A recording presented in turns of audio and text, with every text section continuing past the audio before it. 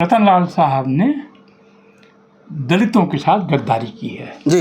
बात तो यहाँ पर पहले यह है कि बाबा साहब बड़े हैं कांशीराम जो ज्यादा त्याग किया है। मैं मानता हूँ कांशीराम ने बाबा साहब से ज्यादा त्याग किया है। इन्होंने परिवार भी नहीं बनाया। बाबा साहब की तो पहली पत्नी एक्सपायर हो गई, उसके बाद फिर सेकंड मैरिज उन्होंने की। हाँ। आप ये बताइए कि 5,000 या 10,000 किलोमीटर साइकिल बाबा साहब चलाए थे क्या? कभी नहीं। तो बाबा साहब बना दिया कांशीराम। दलित लीडरशिप, दलित चेतना जो है, यूनिवर्सिटी के प्रोफेसर भी इसमें शामिल हैं। बहुत सारे। कि तुम उधर से सीधे चले जाओ हिंदू राष्ट्र में, मैं तो बुर्का पहन के आ रही हूँ। हाँ। बाबा साहब डॉक्टर अम्बेडकर का जो पूरे जीवन के का सार है, और शिक्षा, रोजगार, नौकरी, ये जो छोटा छोटा है। हाँ, छोटा छोटा। और कांशीराम के जो जीवन का सार था वो था हुक्मरान बनना, देने वाला समाज बनना। तो अब इसके कॉन्सिक्वेंसेस क्या हैं? हाँ। दलित लीडरशिप जो है, जो कह रही है रतनलाल साहब ने गद्दारी किया, वो सही कह रहे हैं इस हिसाब से कि वो भारतीय रिपब्लिक के साथ चले गए। हिंदू राष्ट्र वाले जो एजेंडा है उसके साथ नहीं गए, उसके विरोध में चले गए।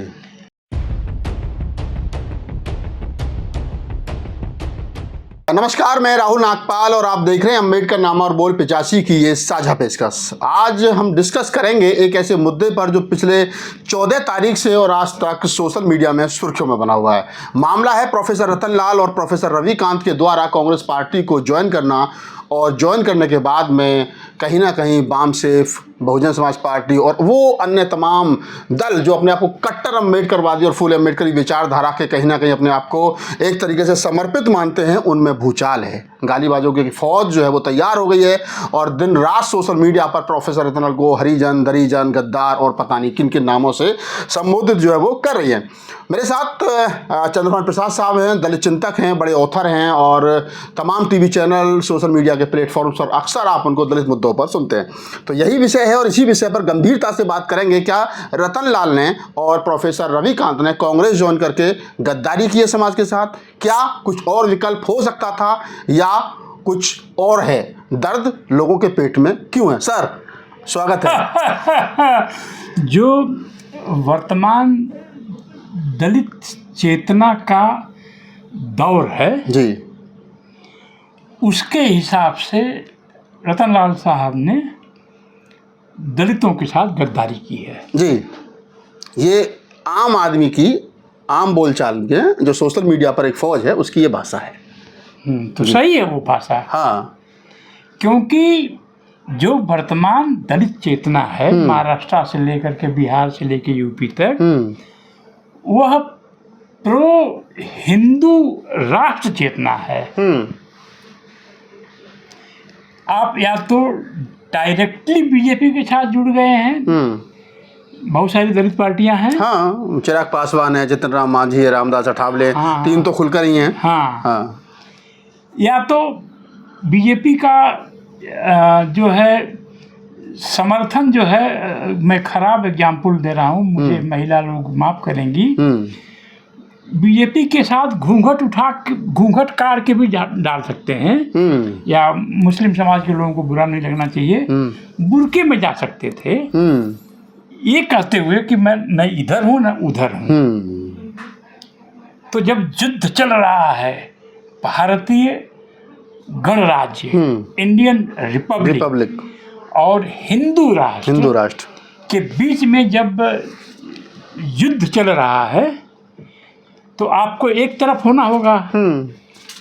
तो दलित लीडरशिप जो है, जो कह रही है रतनलाल साहब ने गद्दारी किया, वो सही कह रहे हैं इस हिसाब से कि वो भारतीय रिपब्लिक के साथ चले गए। हिंदू राष्ट्र वाले जो एजेंडा है उसके साथ नहीं गए, उसके विरोध में चले गए। दूसरा, अरे थोड़ा इंटेलेक्चुअल हैं, यहाँ पर प्रोफेसर हैं, तो थोड़ा घूंघट काट लेते और बोलते मैं रतनलाल अलग से पार्टी बनाता हूँ, तो कांग्रेस का वोट काटते, बीजेपी को फायदा होता। हाँ, कांग्रेस का मतलब कांग्रेस एक ग्रुप है, एक इंडिया गठबंधन है, जो जिसने अभी तक भारतीय राष्ट्र को बचा के रखा है, पब्लिक सेक्टर को बचा के रखा है, पब्लिक सेक्टर बैंक्स को बचा के रखा है। हिंदू राष्ट्र इसको समाप्त करना चाहता है। तो दलित लीडरशिप, दलित चेतना जो है, यूनिवर्सिटी के प्रोफेसर्स भी इसमें शामिल हैं, बहुत सारे, कि तुम उधर से सीधे चले जाओ हिंदू राष्ट्र में, मैं तो बुर्का पहन के आ रही हूँ। मेरा तो उस हिसाब से डॉक्टर रतनलाल ने गद्दारी किया है, क्योंकि जब हिंदू राष्ट्र का पूरा फैल गया है माहौल, दलित लोग उसमें बहुत भारी मात्रा में शामिल हो गए हैं बुर्का पहन के, कुछ ओपनली, तो रतनलाल साहब तो अंबेडकर टाइप का काम कर रहे हैं। और जबकि वर्तमान समय में जो बाबा साहब के नाम पे राजनीतिक दल चल रहे हैं, वो नाम बाबा साहब का ले रहे हैं, फोटो बाबा साहब का लगा रहे हैं, लेकिन कहीं ना कहीं काम जो वो सावरकर और हैदराबाद वाली लाइन पे कर रहे हैं। पर इसमें दलितों को एक फैसला करना होगा। देखिए, दो बहुत बड़े लीडर हमारे बीच में हैं, एक बाबा साहब अम्बेडकर हैं, एक मान्यवर कांशीराम साहब जी। कांशीराम साहब बाबा साहब के तरह ही त्याग की मूर्ति है। बिल्कुल। बाबा साहब की तरह ही कांशीराम हैंडसम थे। बिल्कुल। बहुत अच्छी पर्सनालिटी थी। बाबा साहब से भी ज़्यादा त्याग कांशीराम साहब ने किया है। आप ये बताइए कि 5,000 या 10,000 किलोमीटर साइकिल बाबा साहब चलाए थे क्या? कभी नहीं। तो बाबा साहब बड़ा हुए या कांशीराम? इस हिसाब से बाबा साहब बड़े हुए, कांशीराम बड़े हुए। कांशीराम बड़े हुए ना। कांशीराम साहब ने, जो रतनलाल साहब बार बार कहते हैं, कभी आरएसएस की आलोचना नहीं करते थे। आरएसएस जनसंघ हिंदू महासभा की कभी आलोचना नहीं की कांशीराम जी ने। तो फिर रतनलाल क्यों रोज जो है आरएसएस के खिलाफ बोलते रहते हैं? लेकिन बाबा साहब ने की थी। अरे तो बात तो यहाँ पर पहले है कि बाबा साहब बड़े हैं या कांशीराम? जो ज्यादा त्याग किया है, मैं मानता हूँ कांशीराम ने बाबा साहब से ज्यादा त्याग किया है। इन्होंने परिवार भी नहीं बनाया। बाबा साहब की तो पहली पत्नी एक्सपायर हो गई, उसके बाद सेकंड मैरिज उन्होंने की। तो कांशीराम ने मैरिज ही नहीं किया, परिवार नहीं बनाया, अपने लिए घर नहीं बनाया। तो बाबा साहब बड़े हुए या कांशीराम? बाबा साहब छोटी छोटी चीजें दलितों को दे गए, वजीफा, नौकरी, फीस माफी, नौकरी, एमएलए, एमपी, आरक्षण, नौकरियों में आरक्षण। हाँ, बाबू क्लार्क, ISPCS। पर क्या उन्होंने हुक्मरान बनाया? नहीं, हुक्मरान अम्बेडकर ने नहीं बनाया, हुक्मरान कांशीराम साहब ने बनाया। हाँ, 4 बार मुख्यमंत्री देखिए उत्तर प्रदेश जैसे बड़े सूबे के। और 3 बार तो उनके समय सामने हुई। और इसीलिए मैं कह रहा हूँ कि जो दलित लीडरशिप से कम कांशीराम के साथ तो डॉक्टर रतनलाल ने गद्दारी की। आरएसएस के सहयोग से मानवर कांशीराम साहब ने हुक्मरान बनाया एक दलित को, आरएसएस के सहयोग से। तो जो हुक्मरान वाली थीसिस है, जो मुझे पचती नहीं है, वो कि हुक्मरान बनने के लिए आप आरएसएस की गोद में भी चले जाएं तो बुरा नहीं है। इसके जो प्रोफाउंड कॉन्सिक्वेंसेज हैं कि जिस आरएसएस को देख हम कक्षा 6 में पढ़ते थे, तो हमारे परिवार में लोग, हमारे बड़े भाई, उनके साथ के जो दलित लोग हैं, संघ परिवार की बातें करते थे और बोलते थे कि आरएसएस संविधान विरोधी है। ये बात गांव के रहने वाले लोगों को पता थी। तो मान्यवर कांशीराम साहब को ये बात पता क्यों नहीं हुई? आरएसएस संघ परिवार जो है वो संविधान विरोधी है। कहाँ लोगों ने पढ़ा पता नहीं, उन्हीं से हमने भी सीखा। तो कांशीराम साहब का इरादा तो सही था, ईमानदार भी थे कि जैसे भी है हमें सत्ता में आना है। अब जो दलित लोग जो भोग रहे हैं वो यह है कि आरएसएस यूपी में कभी सफल नहीं हुआ था। आरएसएस की कभी पहली नहीं। सरकार गुजरात में बनी थी। गुजरात में बने थे। आरएसएस के खिलाफ दलितों में जो एक गुस्सा था उस पर लिपापोती हो गई।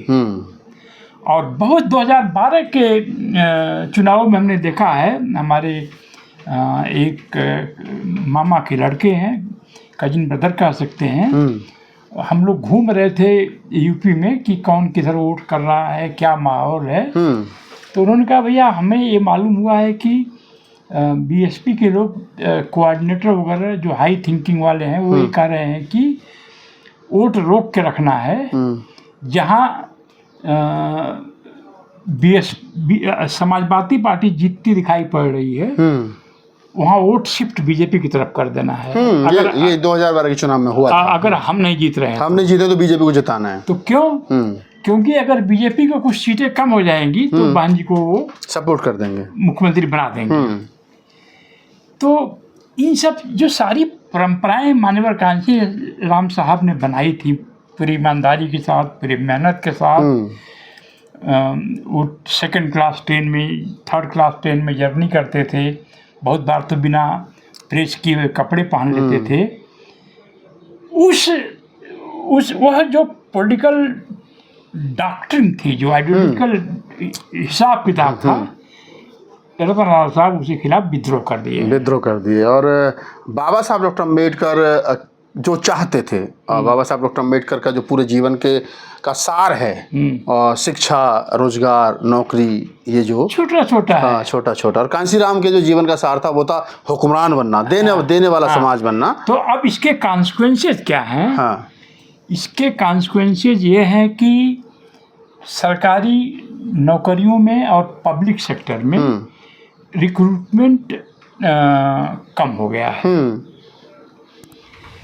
रिक्रूटमेंट कम हो गया है तो जिस परिवार में कोई पहले से पीसीएस है, डॉक्टर है, इंजीनियर है, ओएनजीसी में, इंडियन ऑयल में, उधर है, इंस्पेक्टर है, टीटी है, दरोगा है, उनमें अभी इसका डायरेक्ट असर नहीं पड़ रहा है। बच्चे बेरोजगार हो गए तो एक पीढ़ी तो खाएगी, उतना कमा रखा है, पेंशन है, मकान है, किराया है, बहुत सारे संसाधन कर लिए हैं। पर एक समस्या अभी सामने खड़ी हो गई, इस पर मैं रिसर्च कर रहा हूँ। जो मैट्रिमोनी है, एक शेड्यूल्ड कास्ट मैट्रिमोनी है जिस पर मैं रिसर्च कर रहा हूँ। मेरे हिसाब से 1/3 दलित लड़कियां 28 साल से की उम्र से ज़्यादा हो गई हैं, जो अनमैरिड हैं, जो शादी जिनकी नहीं हो रही, दिक्कत हो रही है शादी होने में, दिक्कत हो रही है। और उसमें बहुत सारी हैं जो 30 साल से अधिक उम्र की हो गई हैं। ये चिंता का विषय है कि समाज में बेटियों को पढ़ाया जा रहा है, लेकिन उनके लिए वर जो है वो नहीं मिल रहे हैं, क्योंकि वर चाहिए, पति चाहिए, लड़का चाहिए नौकरी वाला, और नौकरी है नहीं। तो यह पितृसत्तात्मक समाज है भारत। पूरी दुनिया लगभग वैसी, भारत ज़्यादा है। इसमें किसी लड़की की शादी न हो पाना, माता पिता के घर बैठ जाना, उस परिवार की सबसे बड़ी बेइज्जती मानी जाती है। बिल्कुल, कि यह असफल परिवार है, बेटी की शादी भी नहीं कर पाई टाइम से, वगैरह वगैरह बहुत सारी बात होगी। तो इसलिए जो आरएसएस के लोग मिलकर के हिंदू राष्ट्र वाले जो नौकरियां खत्म कर रहे हैं, तो इसके खिलाफ दलित समाज में गुस्सा इसलिए नहीं है क्योंकि आरएसएस के खिलाफ लोगों में गुस्सा नहीं है। मतलब जो गुस्सा आरएसएस और हिंदू महासभा के खिलाफ बाबा साहब डॉक्टर अम्बेडकर के साहित्य ने और बाबा साहब डॉक्टर अम्बेडकर के जीवन संघर्ष ने हिंदूवादी ताकतों के खिलाफ एक गुस्सा बड़ा बनाया था लोगों के अंदर, बताया कि ये आपके ओरिजिनल दुश्मन है, वो गुस्सा खत्म हो गया है कहीं ना कहीं। वो मान्यवर कांशीराम की साइकिल ने उस गुस्से में पंचर कर दिया। उस गुस्से में पंचर कर दिया, बिल्कुल। क्योंकि जब जो दुश्मन थे, कहा जाता था कि भाई आरएसएस हमारा दुश्मन है और ये संविधान विरोधी हैं, और आरएसएस ने काम भी वैसे बहुत सारे किए हैं, हम उनके बहुत सारे गिना भी सकते हैं। और उन्हीं ताकतों के साथ मिलकर के 3-3 बार जाकर के जब सरकार बना ली, उन्हीं के लिए जाकर के गुजरात में वोट मांग लिए, उन्हीं को फिर 10 लाख रुपए का चंदा भी दे दिया 2002 में। और उसी आरएसएस को, जिस आरएसएस ने बाबा साहब का पुतला फूंका था 12 दिसंबर 1949 को दिल्ली के रामलीला मैदान में, तो फिर गुस्सा तो सीधी सी बात है ख़त्म हो जाना था। तो उसका दलित समाज भुगत भी रहा है, दलित मिडिल क्लास भुगत रहा है उसका। और मैं इसलिए आज यहाँ आया था मैं डॉक्टर रतनलाल साहब को बधाई देने के लिए, कि क्योंकि कुछ मेरे मन की बात ये कर रहे हैं। मेरा मन ये है कि अगर आज 40 लाख दलित नौकरी में और पेंशनर हैं, तो कभी एक समय ऐसा आए, पब्लिक सेक्टर इतना बड़ा बन जाए कि 80 लाख हो जाए। 80 लाख हो जाए। यह 80 लाख, आज 40 लाख अगर हैं इंडिविजुअल, तो 40 लाख में 5 का गुणा मान लीजिए, 5 परिवार का 2 करोड़ लोग सदस्यों का 2 करोड़ लोग अच्छी रोटी खा रहे हैं, अच्छी रोटी क्या, अच्छे कपड़े भी पहने, अच्छी गाड़ियों में घूम रहे हैं। हाँ, पर अब इनमें लड़कियों की शादियों की क्राइसिस और बढ़ेगी, क्योंकि जो दलित मिडिल क्लास है, जो IAS, IPS, PCS, IFS, engineer, doctor, professor की लड़कियों की शादी तो और मुश्किल हो जाएगी। हाँ, क्योंकि अब प्रोफेसर की लड़की तो किसी माइग्रेंट वर्कर चंदन साहब के फैक्ट्री में तो काम करने वाले से तो मिलेगा नहीं। बिल्कुल। हाँ, तो ये जो है दलित समाज ये पनिशमेंट भोग रहा है, और मैं तो चाहता हूँ कि ये हुक्मरान बनने की जो नशा है, रतनलाल जैसे इंटेलेक्चुअल्स आए और इस नशे को तोड़ें। बिल्कुल। कई बार ऐसा होता है कि कोई व्यक्ति नशेड़ी हो जाता है, तो उसको कोई एक जगह बनी है, वहाँ ले जाते हैं नशा उतारने के लिए, नशा मुक्ति केंद्र। तो दलित मिडिल क्लास की बात कर रहा हूँ, इसको डिटॉक्स करना है। और फिर उस अम्बेडकर बात की तरफ जाना है, उस बाबा साहब अम्बेडकर के पास जाना है, जहाँ फ्रीशिप। अभी मेरे कजिन ब्रदर 4 दिन पहले मेरे यहाँ आए थे, पी राम साहब, जो इंडियन आर्मी में बड़े अफसर होकर रिटायर हुए हैं। जब कक्षा 2 में थे, तो पहली बार इनको स्कॉलरशिप मिली थी, 15 या 20 रुपये मिली थी। तो वो फिर से शुरू हो, और स्पेशल क्या नाम है, भर्ती, रिक्रूटमेंट जो है वो हो दोबारा से। और जो इंदिरा गांधी जी ने दलितों के लिए हर जिले में 30-30, 40-40 दुकानें बना के दी थी, वो फिर से कमर्शियल शॉप्स दलितों को बना करके ये सरकार दे। क्योंकि जब उस समय देश के पास इतना पैसा नहीं था कि अमेरिका से आ रहे गेहूं का भुगतान कर सकें, जब इतना पैसा नहीं था, तो भी स्कॉलरशिप फ्रीशिप कभी नहीं रुकी। दलितों को दुकानें बन के मिल गई। तो आज भारत का 4 ट्रिलियन इकॉनमी है। तो मैं समझता हूँ कि दलित समाज के पास इंटेलेक्चुअल्स की कमी हो गई थी, और इंटेलेक्चुअल्स की कमी 2 तरह से हुई। एक तो कुछ इंटेलेक्चुअल्स हुए जो ना हम भारतीय राष्ट्र के साथ हैं, ना हिंदू राष्ट्र के साथ हैं, हम अलग से ही कुछ कर रहे हैं, पता नहीं क्या कर रहे हैं, कंफ्यूज टाइप के लोग थे। जो कंफ्यूज नहीं, बड़े होशियार लोग हैं। अगर आपको वीसी बनना, अगर रतनलाल साहब को वीसी बनना है, वाइस चांसलर बनना है, तो इनको ये बोलते कि मैं अलग से पार्टी बनाऊंगा और कांग्रेस का वोट काटूंगा, ताकि हिंदूवादी राष्ट्र बनने में आसानी हो जाए। हाँ, आसानी हो जाती, फिर इनको वाइस चांसलर बना देते हैं। बिल्कुल। तो ये मामला है। और बताइए। बहरहाल चंद्रभान साहब से बड़ी अच्छी बातचीत हुई और विषय बड़ा गंभीर। और शुरू हमने किया था कि आखिरकार गालीबाज लोग जो रतनलाल जी को और तमाम उन लोगों को जो कांग्रेस की तरफ जिनका रुझान है, जो चले गए, जो जाने वाले हैं, उनको गाली दिए जा रहे हैं। और मुझसे भी कई बार कहे थे कि तो गुरुजी चले गए तो आप क्यों नहीं जा रहे, कब नहीं जा रहे हो। बहरहाल सब लोग राजनीति के लिए नहीं बने, कुछ हमारे जैसे बाहर रह करके भी इसी प्रकार चंद्रभान जी का इंटरव्यू करेंगे और आगे भी करते रहेंगे। गालीबाज लोगों को कम से कम इतना जरूर इस इंटरव्यू से सीख जाना चाहिए कि जब इस देश के अंदर गरीब देश था, जो चंद्रभान साहब ने कहा, तो आपको फ्री शिप, स्कॉलरशिप, विदेश पढ़ने के लिए पैसा, तमाम सुख सुविधाएं दलित समाज को मिल रही थी। हुक्मरान बनने की बात आई तो सब कुछ छिन गया, ना तो हुक्मरान ही बने ना वजीफा ही बचा। अब सोचना आपने है कि रतनलाल जिस लड़ाई को लड़ रहे हैं वो लड़ाई ठीक है आपके बच्चों की रोजी रोटी के लिए, या वो हुक्मरान बनने वाला सपना ठीक है जब सब कुछ जाता रहा और सिर्फ कुछ लोग हजारों करोड़ के मालिक हो गए। इस पूरी बातचीत के बारे में आपकी क्या प्रतिक्रिया, हमें कमेंट सेक्शन में बताइए और हमें दीजिए इजाज़त। धन्यवाद।